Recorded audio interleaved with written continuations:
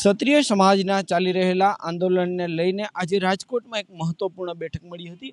આ બેઠકમાં જે છે ખુદ રાજ્યના જે ગૃહપ્રધાન છે હર્ષ સંઘવી તે ઉપસ્થિત રહ્યા હતા। હાલ જો રીતના વાત કરવામાં આવે તો છેલ્લા થોડા દિવસથી આ રાજકોટ શહેરમાં જે છે ક્ષત્રિય સમાજનો વિવાદ જે છે વકર્યો છે। હવે પાર્ટ 2ની પણ જાહેરાત કરવામાં આવી છે। આ પાર્ટ 2માં જે છે ખાસ કરીને પાર્ટ 2ની અસર છે તે મત ઉપર ન પડે। પરસોત્તમ રૂપાલા 5 લાખથી વધુની લીડથી જે ભાજપનો જે ટાર્ગેટ છે તે ટાર્ગેટ પ્રમાણે જીતી શકે તેટલા માટે ખાસ કરીને જે છે આ બેઠક મળી હતી। આ બેઠક છે એ ગુપ્ત બેઠક રાખવામાં આવી હતી। ખાસ કરીને શહેરના જે છે કાલાવડ રોડ ઉપર આવેલા સિઝન્સ હોટલ ખાતે જે છે આ બેઠક મળી હતી। આ બેઠક બપોરે 3:30 વાગે જે શરૂ થઈ હતી અને 5 વાગ્યા સુધી ચાલી હતી। આ બેઠકમાં જે રાજકોટના ધારાસભ્ય છે ઉદય કાંગડ, દર્શિતાબેન શાહ, રમેશભાઈ ટીલાળા, ભાનુબેન બાબરિયા તેમજ ક્ષત્રિય અગ્રણી અને ભાજપ નેતા જે છે જયરાજસિંહ જાડેજા પણ ઉપસ્થિત રહ્યા હતા। તો જયેશ રાદડિયા પણ આ બેઠકમાં જે છે ઉપસ્થિત રહ્યા હતા।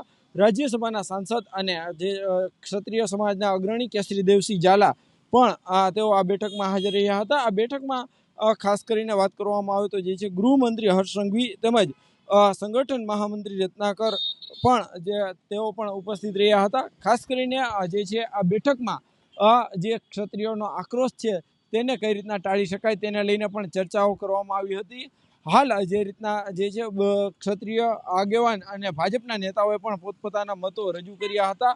તેમજ કહી શકાય કે જે છે આ બેઠકમાં ખાસ કરીને જે પાર્ટ 2 છે પાર્ટ 2ની અસર જે આવતા મતદાન ઉપર ન થઈ તેને લઈને કઈ રીતના આખું રણનીતિ ઘડી શકાય તે રણનીતિ પર ચર્ચા વિચારણા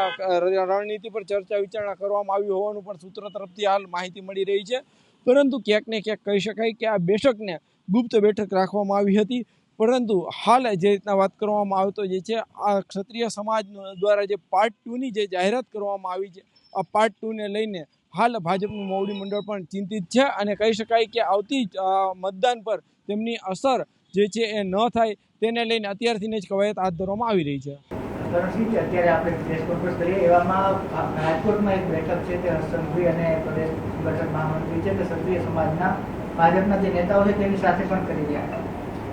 જો ભાજપની સાથે જે જોડાયેલા નેતાઓ હોય એ પછી ક્ષત્રિય હોય કે પાટીદાર હોય એમને પાર્ટીએ ફરજના ભાગરૂપે બોલાવ્યા હોય તો એ લોકો જાય, એમનાથી અમને કશો વાંધો નથી।